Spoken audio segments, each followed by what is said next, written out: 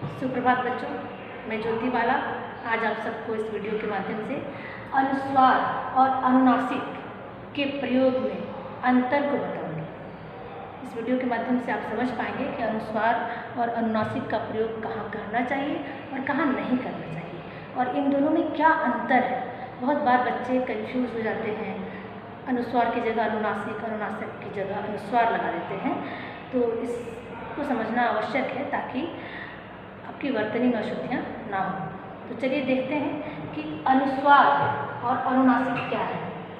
अनुस्वार जो है, इसको ध्यान से सुनिए, अनुस्वार जो है इसको अंग भी बोलते हैं और हम लोग वर्ण पढ़ते समय हम लोगों ने पढ़ा था कि अनुस्वार जो है अंग और अह दोनों को अयोगवाह कहा था। इन दोनों को हम क्या कहते हैं? अयोगवाह कहते हैं। तो इसी में से जो अंग है वह स्वर और व्यंजन के बीच की कड़ी है, अर्थात क्या, न तो यह स्वर है पूरी तरह से और ना ही यह व्यंजन है पूरी तरह से, लेकिन इसका प्रयोग स्वर के रूप में भी किया जाता है, मूल रूप में भी किया जाता है, क्योंकि ये स्वर और व्यंजन दोनों है। मैंने वर्ण जब आपको पढ़ाया था तो ये बताया था कि जो अयोगवाह होते हैं वो स्वर और व्यंजन दोनों होते हैं, दोनों का कार्य करते हैं। न तो ये स्वर में आते हैं न व्यंजन में आते हैं, कार्य दोनों का करते हैं, इसीलिए इनको बीच में रखा गया है। इसको अयोगवाह कहते हैं। इसमें से अंग जो है जिसको अनुस्वार कहते हैं वो शिरोरेखा के ऊपर जो बिंदु लगा के हम इसको बताते हैं अनुस्वार कहते हैं, उसको ही हम लोग यहाँ पे पढ़ेंगे। और इसको व्यंजन के बीच की कड़ी इसलिए कहा गया है क्योंकि ये दोनों का कार्य करते हैं। अब दोनों का कार्य यह अनुस्वार किस तरह से करता है और कहाँ कहाँ करता है ये हम इस वीडियो के माध्यम से समझेंगे। मैंने यहाँ कुछ लिखा है, आइए देखते हैं कि अयोगवाह जो होता है या अनुस्वार जिसको कहते हैं वो स्वर और व्यंजन के बीच की कड़ी है। ठीक है, इसको हम लोग नासिक के व्यंजन भी कहते हैं। अनुस्वार को ध्यान से समझिएगा, अनुस्वार को हम लोग अयोगवाह भी कहते हैं और नासिक के व्यंजन भी कहते हैं। नासिक के व्यंजन क्या है? नासिक के व्यंजन जब मैं वर्ण पढ़ा रही थी, मैंने स्पर्श व्यंजन जब पढ़ाया था तो मैंने बताया था कि जो 5 वर्ग है, क वर्ग, च वर्ग, ट वर्ग, त वर्ग और प वर्ग, इसका जो 5वां व्यंजन है, जैसे क वर्ग का अंग, च वर्ग का इय, ट वर्ग का अण, त वर्ग का न और प वर्ग का म, ये जो 5 व्यंजन है इनको हम नासिक के व्यंजन कहते हैं। ठीक है, तो हम यहाँ पे अनुस्वार को अयोगवाह भी कह रहे हैं और नासिक के व्यंजन भी कह रहे हैं, अर्थात इनका प्रयोग 2 तरह से होता है। किसका? अनुस्वार का। अनुस्वार मतलब कौन? जो शिरोरेखा के ऊपर जो बिंदी लगा के हम लिखते हैं उसका। ठीक है, अब यहाँ पे देखिए, इसका जो उच्चारण है अनुस्वार का वो नाक से होता है। ठीक है, अनुनासिक के बारे में हम लोग अनुस्वार के बाद पढ़ेंगे, लेकिन उसके बारे में मैं थोड़ा सा बता देती हूँ कि जहाँ अनुस्वार का उच्चारण नाक से होता है वहाँ अनुनासिक का उच्चारण नाक और मुंह दोनों से होता है। ठीक है, और अनुनासिक जो है मूलतः उसको स्वर कहते हैं, वो स्वर होते हैं, लेकिन अनुस्वार है जो अभी हम पढ़ रहे हैं वो स्वर और व्यंजन दोनों है, दोनों का कार्य करते हैं। तो इनको ना तो स्वर कह सकते हैं पूरी तरह से और ना ही व्यंजन कह सकते हैं, इसीलिए मैंने इसको अयोगवाह और नासिक के व्यंजन के तौर पर आपको बताने का निश्चय किया कि अयोगवाह आप सब पढ़ चुके हैं और नासिक के व्यंजन भी आप सब पढ़ चुके हैं, तो आपको बहुत आसानी से समझ में आ जाएगा। इतना तो आप लोगों को समझ में आया कि स्वर और व्यंजन के बीच की कड़ी है नाक और मुँह। तो सॉरी, इसको सिर्फ नाक से बोलते हैं, नाक और मुँह से हम लोग अनुनासिक को बोलते हैं। अनुस्वार का उच्चारण सिर्फ नाक से होता है। अब प्रश्न ये उठता है कि अगर मैंने यहाँ पे लिखा कि अनुस्वार जो है वो अयोगवाह भी है और नासिक के व्यंजन भी है, तो इसका किस तरह से मूल रूप से प्रयोग होता है और किस तरह से नासिक के व्यंजन के तौर पर प्रयोग होता है। मूल रूप क्या मतलब? मूल रूप मतलब अंग जो है, जो स्वर और व्यंजन जो भी आप कह लें, अंग जो है, जो पहले स्वर में ही 13 स्वर जो वर्ण होते थे उसमें इनकी गिनती होती थी, अयोगवाह में अलग से इनको दर्शाया गया है। तो जो अंग है उसका मूल रूप से प्रयोग हम कैसे करेंगे?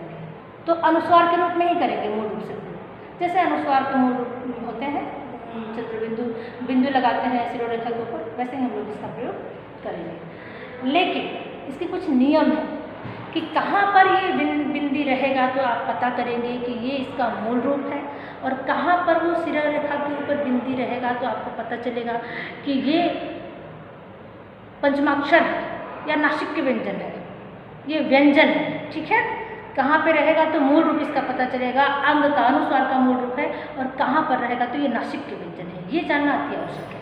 तो सबसे पहले हम देखते हैं कि जो बिंदी आप लगाते हैं जिसको हम अनुस्वार बोलते हैं, जो सिर रेखा के ऊपर आप बिंदी लगाते हैं, तो आप कैसे पता करेंगे कि जो आपने बिंदी लगाया है वो हमने अनुस्वार का मूल रूप लिखा है या पंचमाक्षर लिखा है, नासिक के व्यंजन के बदले में लिखा है।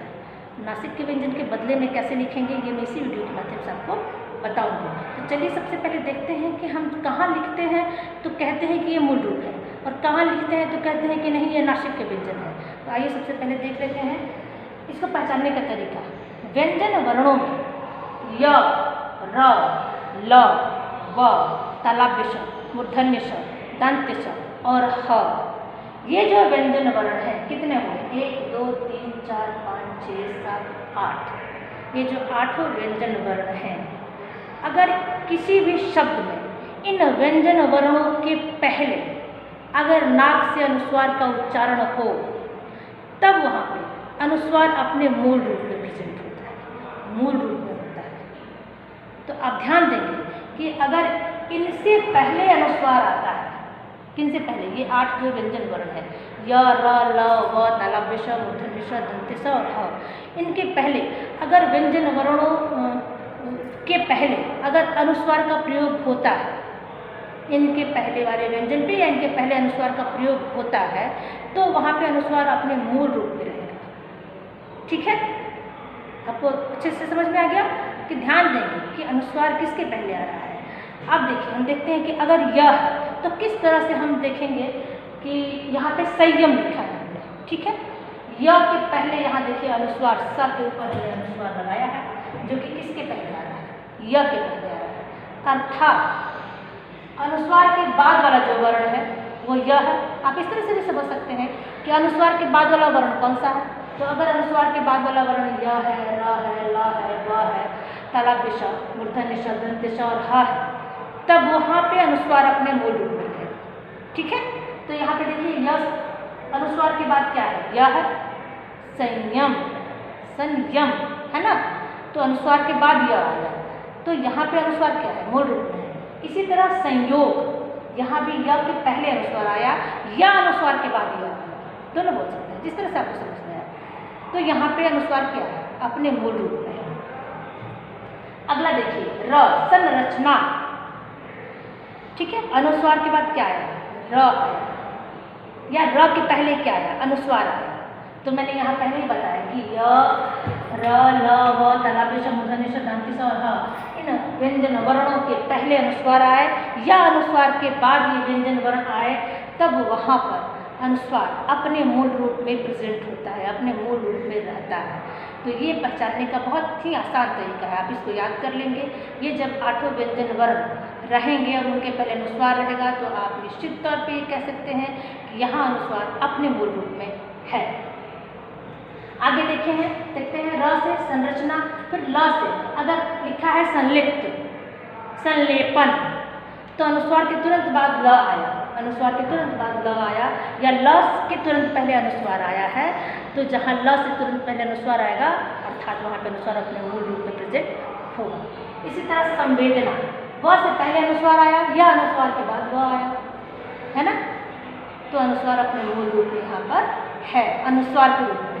यहाँ पे अनुस्वार व्यंजन वर्ण के रूप में नहीं है, नासिक के व्यंजन के रूप में नहीं है, यहाँ पे अपने मूल रूप में है। अब देखिए उसी तरह संशोधन, तो तालव्य श के पहले अनुस्वार आ गया या अनुस्वार के बाद श आया, इसका अर्थ ये है कि यहाँ पे अनुस्वार अपने मूल रूप में प्रेजेंट है। इसी तरह से और भी सारे शब्द हैं जिनमें इन 8 व्यंजन वर्णों के पहले या तो अनुस्वार आया या अनुस्वार के बाद में ये 8 व्यंजन वर्ण आए, तो हम कह सकते हैं कि यहाँ अनुस्वार अपने मूल रूप में प्रेजेंट होगा।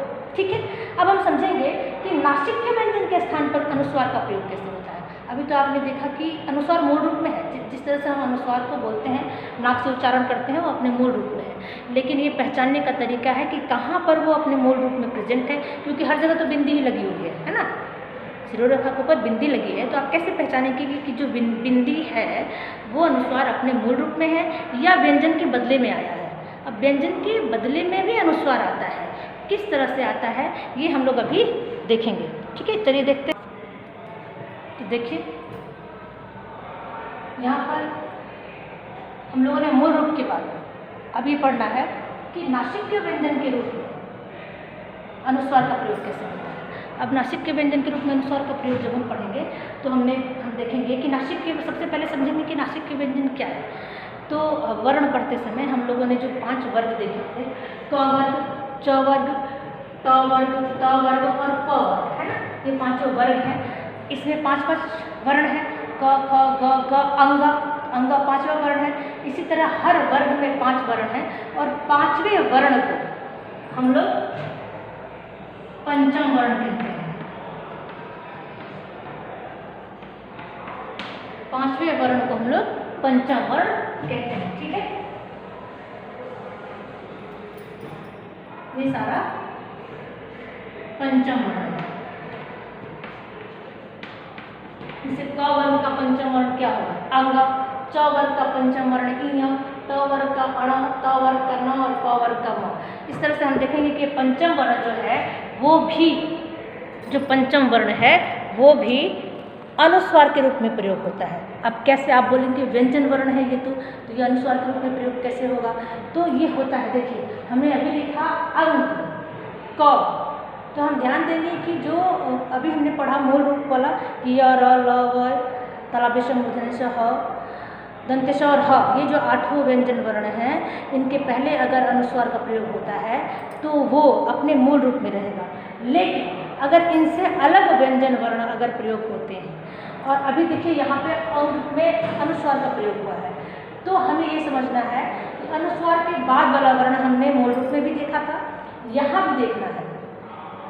तो यहाँ पे अनुस्वार के बाद वाला वर्ण अगर किसी वर्ग से आता है, ध्यान रखेंगे, अगर वो किसी वर्ग से आता है तो उसी वर्ग का यहाँ पर पंचम वर्ण प्रयोग किया जाता है। अभी जो अनुस्वार के बाद वाला यहाँ वर्ण क्या है? क है, तो ये क वर्ग से है, तो क वर्ग का पंचम वर्ण क्या होगा? क ख ग घ अंग, अंग होगा ना। तो यहाँ पे पंचम वर्ण का स्वर रहित रूप लिखा जाता है। मैं लिख के बताती हूँ, आप ध्यान दीजिएगा। जैसे अंक यहाँ पे लिखा गया है, तो अंक हम लोग ऐसे भी लिखा हुआ हमने देखा है पुस्तकों में, है ना। तो यहाँ पे देखिए अंक ऐसे लिखा रहता है, लेकिन ये जो अंगा है, हलंत अंगा है, मतलब अरहित अंगा है, इसने अपना रूप बदल के यहाँ अनुस्वार कर दिया है। अर्थात ये पंचम वर्ण जो अंगा है, क वर्ग का जो पंचम वर्ण है अंगा, इसने अपना रूप बदल लिया है और ये क्या बन गया है? ये अनुस्वार बन गया यहाँ पे। वहाँ संयम में भी अनुस्वार बना था, हमने संयम पढ़ा था, तो वहाँ पे भी अनुस्वार था, यहाँ अंक में भी अनुस्वार है ना। लेकिन यहाँ पर मैंने बताया था कि य के पहले अगर अनुस्वार रहेगा तो ये इसका मूल रूप रहेगा, है ना। लेकिन अगर किसी व्यंजन वर्ण, वैसे व्यंजन वर्ण जो किसी वर्ग से आते हैं, जैसे यहाँ पे अनुस्वार के बाद य है, यहाँ पे अनुस्वार के बाद क है, तो यह जो आया इसका मूल रूप इसलिए है कि ये सूत्र के अनुसार इतने सारे व्यंजन वर्णों के पहले आने वाले अनुस्वार को मूल रूप में हम देखते हैं। लेकिन यहाँ क जो है, अनुस्वार के बाद वाला जो क है, वो क अगर किसी वर्ग का है तो ये क वर्ग का है, तो हम देखेंगे कि उसी वर्ग का जो 5वां अक्षर होगा वो अनुस्वार का उदाहरण कर लेता है। जैसे यहाँ पे देखिए क है, क का 5वां वर्ण क्या है? अंगा, तो अंगा ने यहाँ पे अनुस्वार का उदाहरण कर दिया है। तब यहाँ पर ये पंचम वर्ण के रूप में अनुस्वार हम लोग पढ़ेंगे। यहाँ पे हमने मूल रूप में अनुस्वार पढ़ा था, यहाँ पर हम पहचानेंगे पंचम वर्ण के रूप में। क्यों? क्योंकि उसी वर्ग का जो पंचम वर्ण है वो अनुस्वार वर्ण में बदल गया है। आगे और देखते हैं, जैसे यहाँ पर गंगा है, इस तरह से लिखेंगे हम। ग क वर्ग का है तो यहाँ पर भी अंगा रहेगा, ठीक है। ऐसे गंगा लिखा आपने देखा होगा, ऐसे यहाँ पर अनुस्वार नहीं रहेगा क्योंकि अनुस्वार ये पंचम वर्ण ही यहाँ अनुस्वार बना है, तो यहाँ अनुस्वार नहीं रहेगा, यहाँ पंचम वर्ण जो अरहित हो जाएगा। ठीक है, समझ में बात आ रही है आपको? तो यहाँ पे अनुस्वार क्या है? यहाँ पे अनुस्वार पंचम वर्ण है। क्यों? क्योंकि इसके बाद वाला जो वर्ण है वो किसी न किसी वर्ग से आता है, और अगर वो वर्ग से आएगा तो उसका 5वां वर्ण पंचम वर्ण वहाँ पे प्रयोग होगा। इसी तरह से चंचल लिखते हैं हम लोग, ठीक है। तो चंचल कैसे लिखेंगे? च का पंचम वर्ण क्या है? इ है, तो हम यहाँ लिखेंगे। यह कैसा लिखेंगे?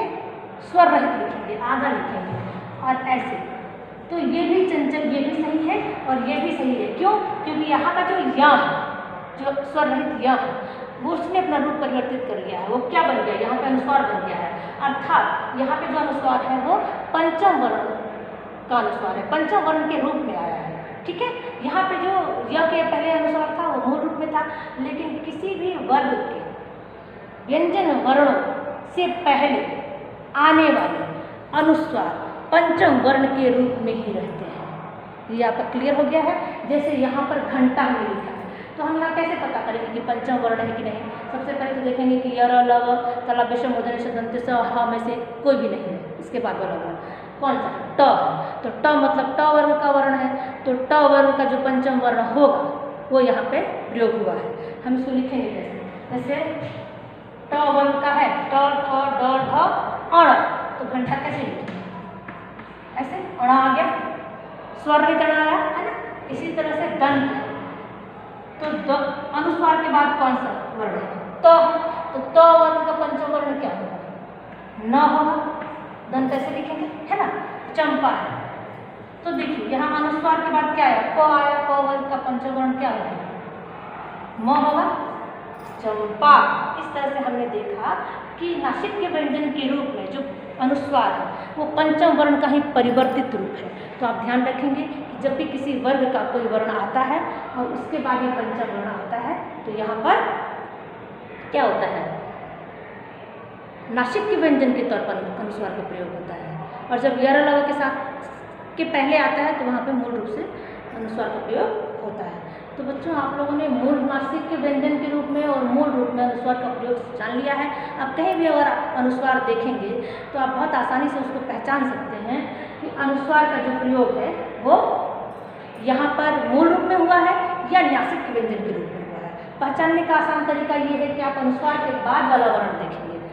अनुस्वार के बाद वाला वर्ण, अगर अनुस्वार के बाद वाला वर्ण किसी वर्ग से आता है तो वहाँ पे अनुस्वार नासिक के व्यंजन के रूप में है, और अगर अनुस्वार के बाद वाला वर्ण यर लव में से आता है तो वहाँ पे वो मूल रूप में है। ठीक है, अब आप अनुस्वार का भी के बारे में कोई भी कंफ्यूजन आपको नहीं होगा। नाक से उच्चारण होता है और ये अपने दो रूपों में हिंदी भाषा में मौजूद रहता है। तो बच्चों, अभी के वीडियो में इतना ही। अगले वीडियो में मैं अनुनासिक के बारे में आप सबको बताऊंगी। तब तक के लिए बहुत बहुत धन्यवाद।